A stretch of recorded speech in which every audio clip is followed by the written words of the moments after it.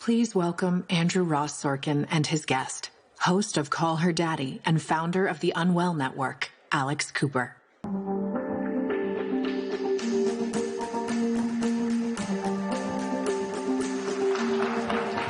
Well, this is a switch from one topic to another. Welcome, Andrew Ross Sorkin. There we are.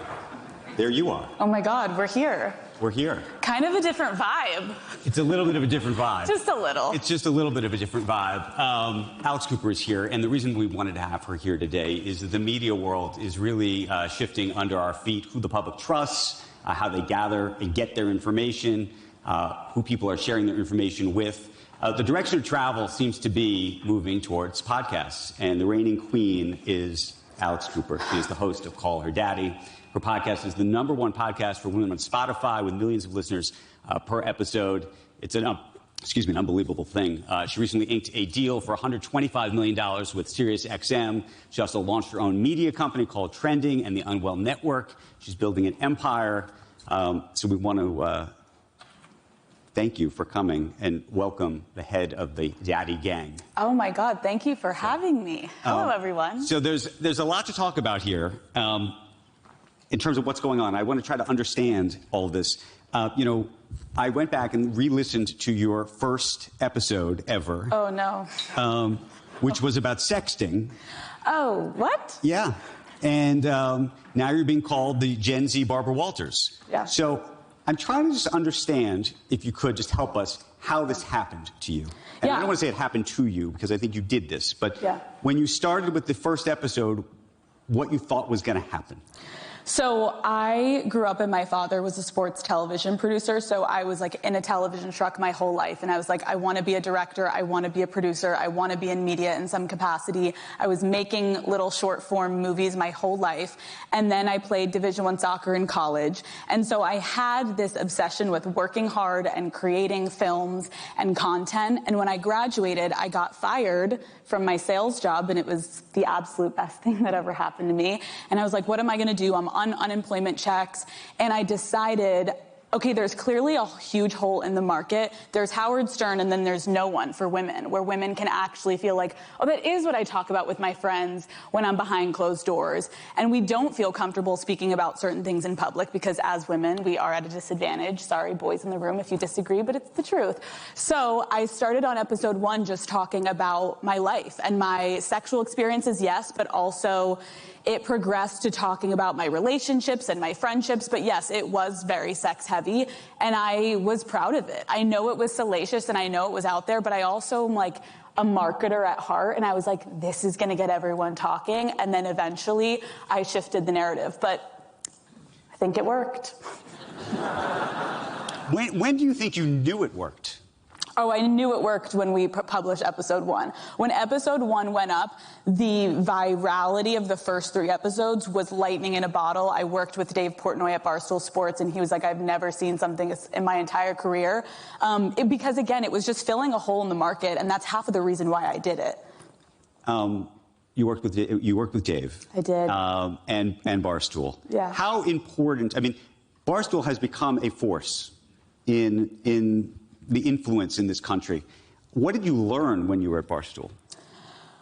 You can never speak your mind too often on social media. I think when you think it's a little too much, go even farther. Like, I think Dave, as crazy as he seems, maybe, like, he's really, really smart with what he's doing. He knows exactly the type of audience that he's garnered, and people hang on to every single word he's saying. And so I think working with someone like that just made me recognize that what I was doing, I could keep pushing it further and further, and there was kind of no limit. Did you ever worry, though, that, like, you had gone past the limit? Oh, every week. I was like, ooh, is that a little too much? And then I was like, upload, but it kept working. Well, but that's a question that kept working. So I'm curious what you think of just what's happened in the culture, because the culture has gotten more coarse, it's gotten more crude. Yeah. People have been willing, maybe the argument is that people have been willing to have conversations they weren't willing to have before. Yeah. But there's also, it's changed the tenor of the kind of conversations that people have. Is that good? Is that bad?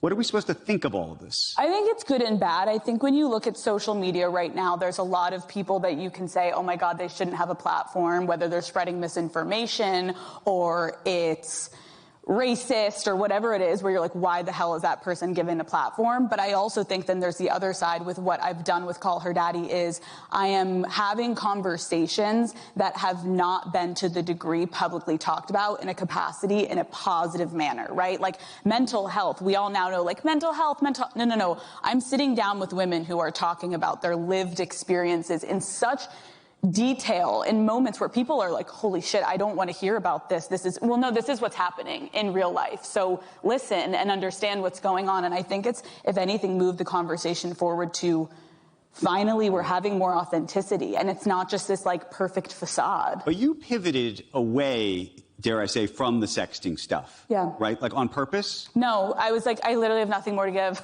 Like, I've said it all. I've given you all my tips. Now what else is there to do? It wasn't on purpose. I literally, I put it out all on the table. I was ready to move on.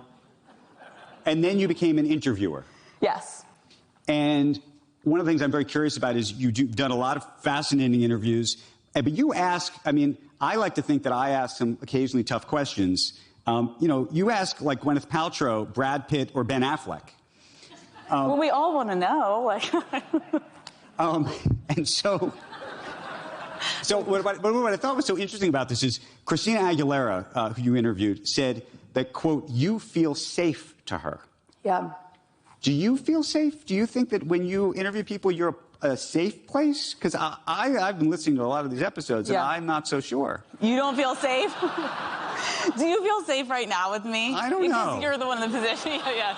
No, listen, I think that a lot of people, everyone is always fascinated. Like, how do you get this out of people? Like, why are they telling you things that they've never said in media after 20 years?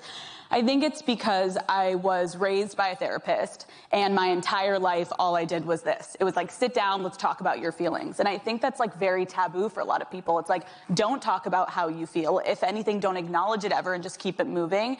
And when I sit down with people, from the minute I open the door at my studio, I am so intentional about the way that I am speaking to someone. I am giving them all of my attention, and I'm actually listening to what they're saying because I genuinely care, because I know the community that I have built cares. Every single thing I do is for my audience. I live and breathe it. My husband is always like, we are in a relationship together, plus a third, which is the daddy gang. Like, all I do is for my audience. And so, yes, I think when a celebrity sits down, they're like, oh shit, you actually care. Like, this is kind of refreshing. You're not like, all right, next question. Like, yeah. But do you think of yourself as do you think of yourself as a journalist then in a way, or do you think of yourself as an entertainer? Because the other reason I mention this is I think that there's this sort of interesting cross thing happening. And I don't know, to be honest, because I grew up as a traditional journalist, I can't tell if I think this is healthy or not. Yeah. I think it's so healthy, first of all. No, I consider myself Alex Cooper. I don't care if people consider me a journalist or a podcaster or just a girl that talks online every week. I know what I'm doing is changing a lot of lives, and I know a lot of women specifically have been extremely impacted by the conversations I'm having. So if you want to put me in the box of a journalist who just interviewed the Vice President of the United States, sure, put me there. But I'm fine with podcaster too. Okay, so let's talk about that. You did just interview the vice president ahead of this last election. You had tried to avoid politics. I did. Or at least you said you were trying to avoid politics.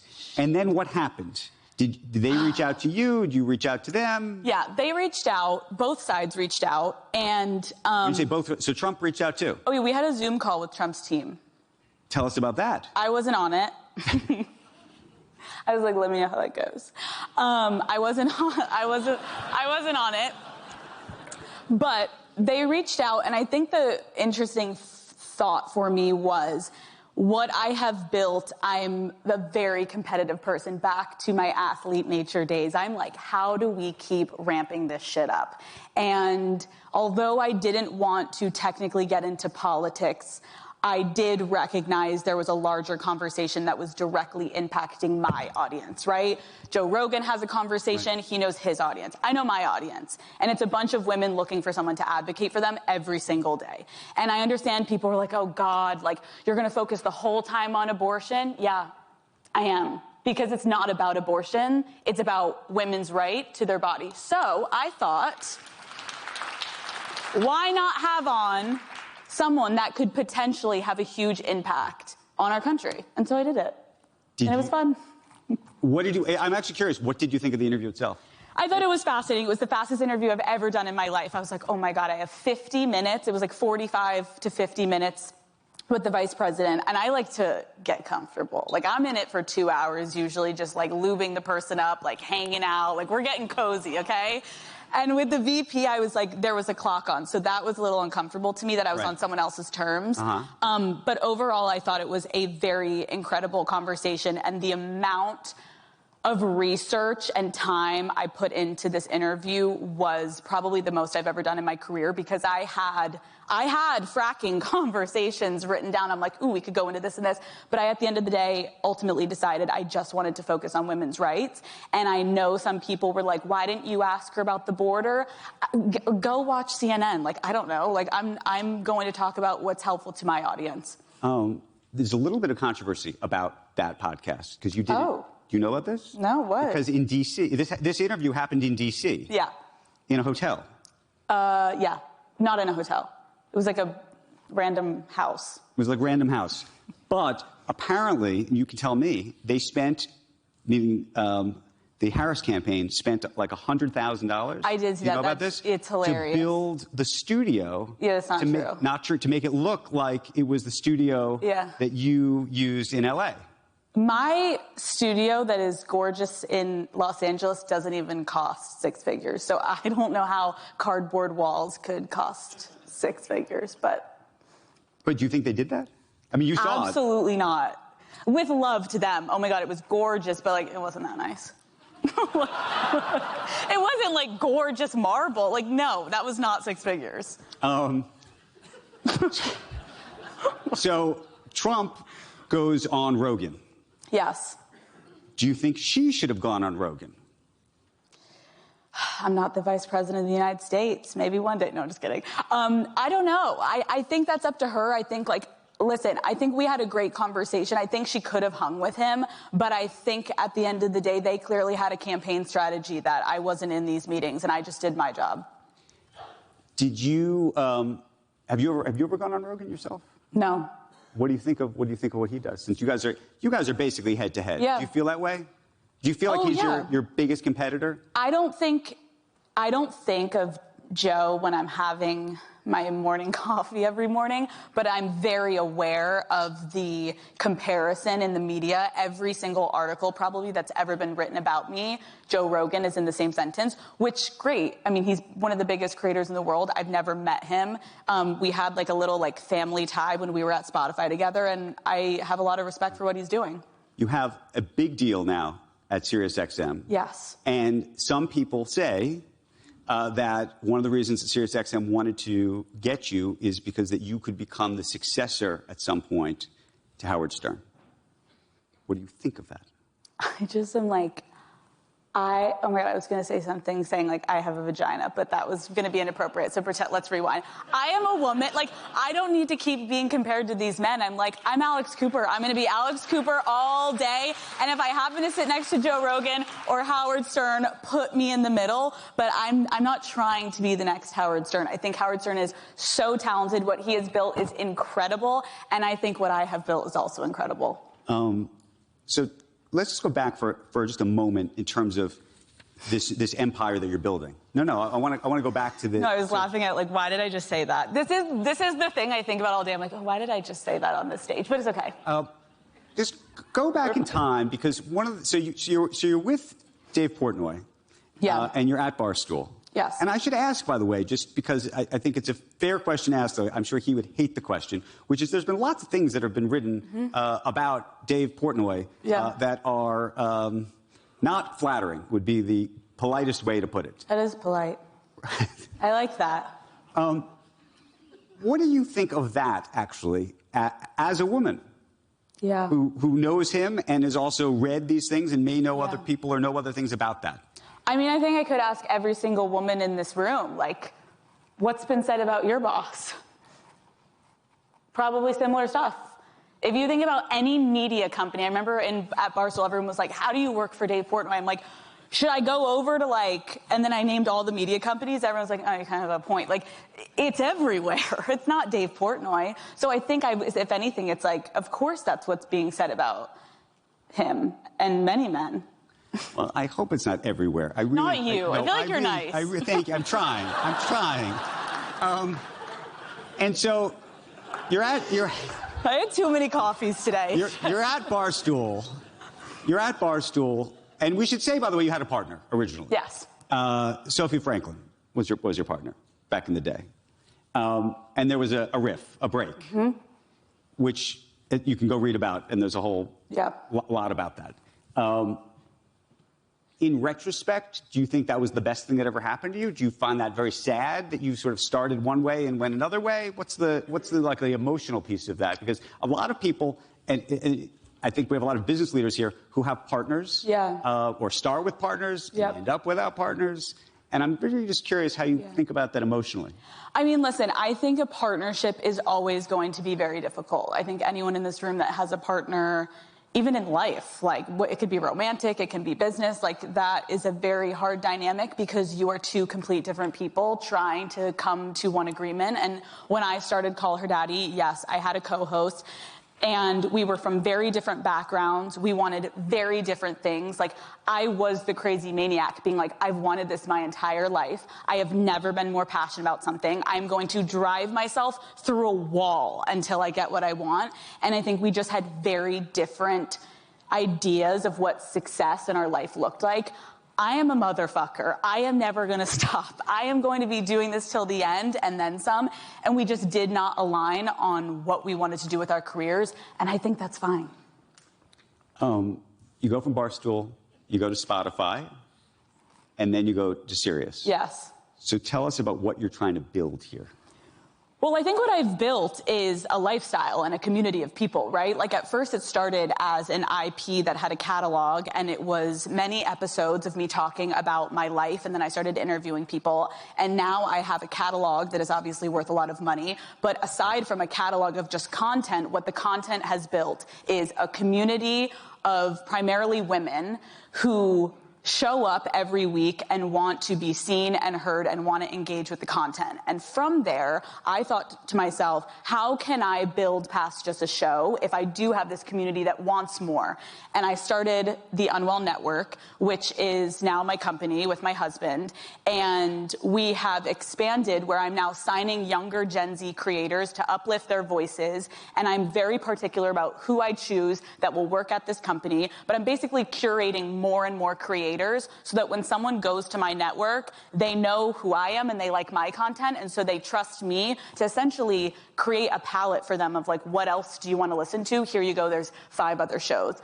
On top of that, because of the community aspect, I wanted to launch live events. I think a lot of people think that Gen Z wants to sit behind their phones and they don't want to go to live events. That's completely wrong. They want to be in person. They want to experience things. And so this past year and a half, I've launched 2 live tours that sold out in 7 cities. And we've done live events. I did an event with the Red Sox where I showed up and we did an activation. We had more Unwell jerseys on women than Red Sox jerseys. Love you, Red Sox. And the GM said it was the highest grossing night of the year aside from Pride. And it was on a random Wednesday against the worst team in the league. So it was a pretty big success. So it's live events. We have touring now. We have television shows. We have movies. We have podcasting. And I never sleep.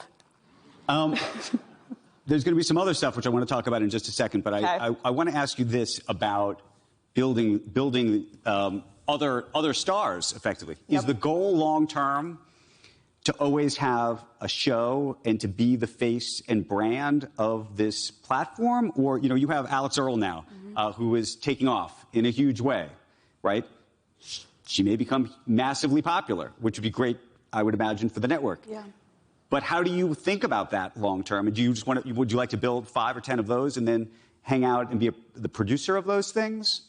I mean, I think I will always be talking because I literally can't shut up. But I love talking. I'm always going to be sitting in front of camera in some capacity, whether it's a podcast or it's a show on a streaming service. Like, it can go either way. It's me. It's a talk show. I'm talking to people. I love what I do. When it comes to the creators that I am signing, of course, I'm always like, there's the singles, there's the doubles, and then there's the home runs and the triples, right? And of course, I wish every single creator would be a triple, but I also think there's something beautiful about finding a creator where I was at when Dave Portnoy found me. I was a really ambitious kid that wanted to work hard and had a vision. And I think a lot of the people that I've started to work with, I see so much potential in them. And I'm there to just help them in any way I can mentor them because I've been through a lot. But I don't think I want to be the face of this. It's not an ego thing. I'm pretty good at what I'm doing. So I'm just leading the charge a little bit here.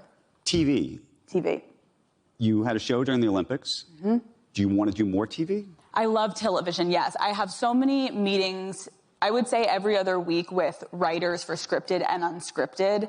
I'm very interested in the television space, and I think it's something that my audience, yet again, like, all I ever think about is my audience. Do they like to watch TV? Yes. Do they like podcasts? Yes. Do they like to go to concerts? Yes. Do they like live events? Yes. Do they like merchandise? Yes. And so I'm constantly going into the avenues where I think I can explore for my audience. Okay, so one of the other things you're doing, which I noticed, by the way, by myself originally before I spoke to you on a Zoom last week, yes. Was that all of a sudden, after we booked you to come here, I was on Instagram and it said that you have a secret surprise something happening, and it said this date on it. And I thought, well, is she coming here? Is that the surprise? What is going on here? Obviously. And there's been a lot of speculation about what it is that you're trying to do. Yeah. So if you could, tell us what are you doing? What is the surprise? Well, I haven't announced it on Instagram yet, so you're getting like the inside scoop, but I'll give it to you. You've been nice.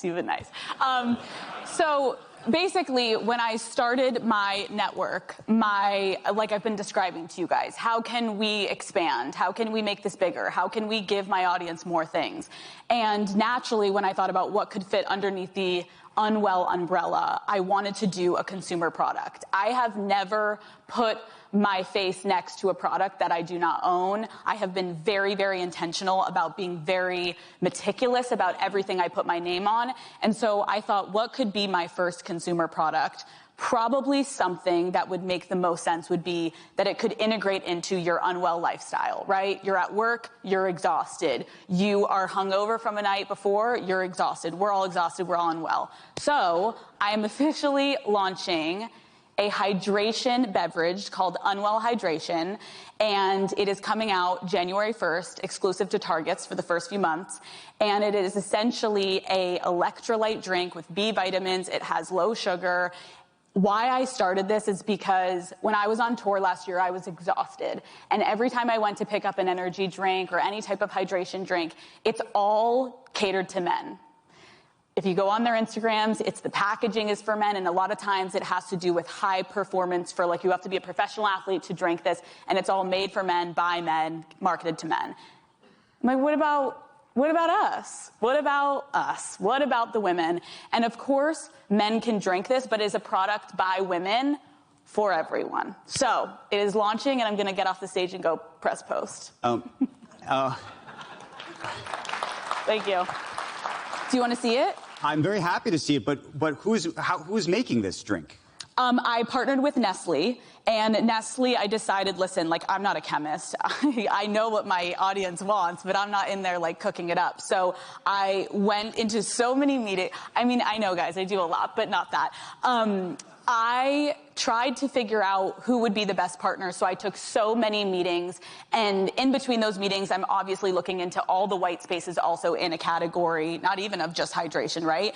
And when I met with Nestle, it made the most sense because I wanted to make sure the product was credible and absolutely I could get it into the most hands as possible. We all know distribution. Do you plan to make lots of other beverages, drinks, foods? I mean, is this the next piece of this whole thing? I don't know.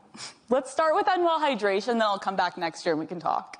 Okay, I have a final question for you, and it's actually about us, the legacy media. Okay.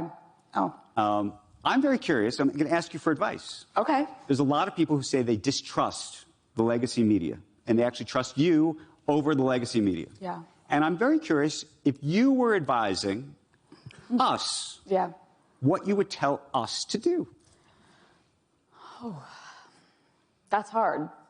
I've been having a lot of conversations recently because people have come up to me asking, like, why you and not, like a news reporter? And what's challenging is when I was growing up with my parents, I would sit in our family room and I would watch the news with my parents, and I trusted the people and what they were saying.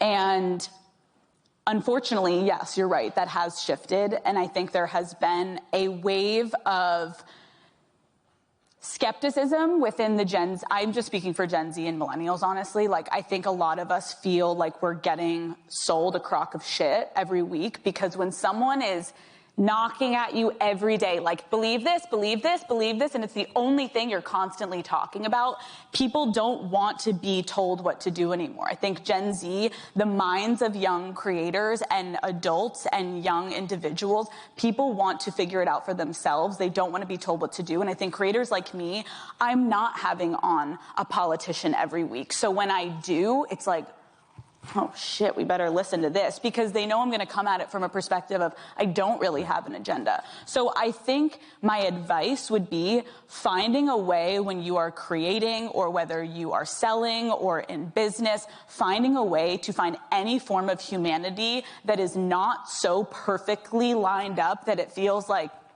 I'm getting sold a fucking ad. Like, come on, like, this is bullshit. It has to feel somewhat more organic. And I know that's challenging, but maybe you should give those young interns more of a voice, and maybe you should listen to them when they have some ideas.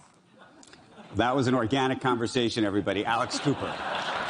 Thank you, Alex Cooper. Thank you. Thank you so very much. Thank you so much. Thank you. That was a lot of fun. Thank you, guys. Thank you.